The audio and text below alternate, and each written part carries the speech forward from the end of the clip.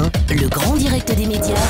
Télédélire. Jean-Marc Morandini. Télédélire avec Benjamin Josse. Bonjour Benjamin. Bonjour Jean-Marc, bonjour tout le monde. Et on commence par le résumé télé de la journée d'hier. Oui Jean-Marc, la télé de la veille a un poil déformé par mes soins, c'est tout de suite.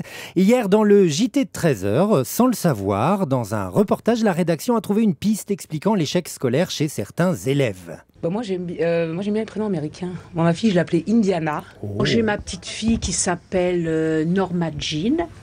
Comme Marilyn Monroe? Oui. Et j'en ai une autre qui s'appelle Miley. Non mais les parents sont cruels quelquefois. Remarquez, c'est un bon moyen de faire de son enfant un prix Nobel de la paix. Bah oui, avec des prénoms comme ça, on est persécuté toute sa vie.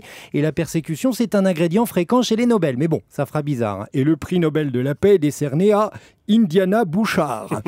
Toujours dans le JT de 13h de TF1, un sujet résumé en une phrase, l'intérêt de la télé-réalité pour les candidats. Trouver un emploi, non pas malgré, mais grâce à son handicap, c'est possible. Oui, c'est salaud possible. pour les candidats de télé-réalité. Les anges de ça. la télé-réalité en sont la preuve. À 18h05 sur France 3, j'ai essayé, je dis bien essayé de regarder Question pour un champion.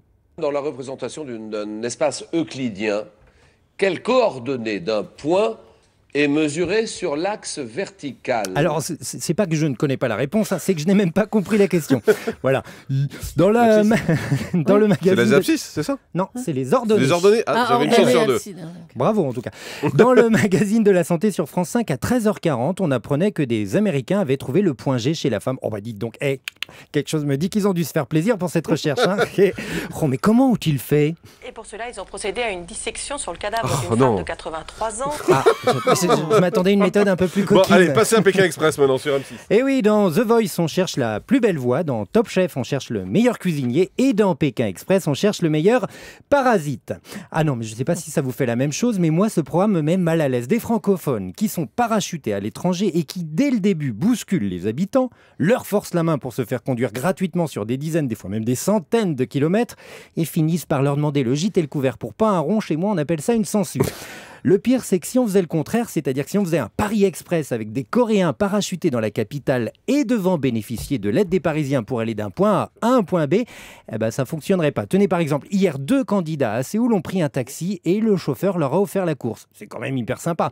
À Paris, les Coréens devraient déjà trouver un taxi qui s'arrête, presque mission impossible, et ensuite il faudrait que le chauffeur ait la gentillesse déjà, de leur offrir la course.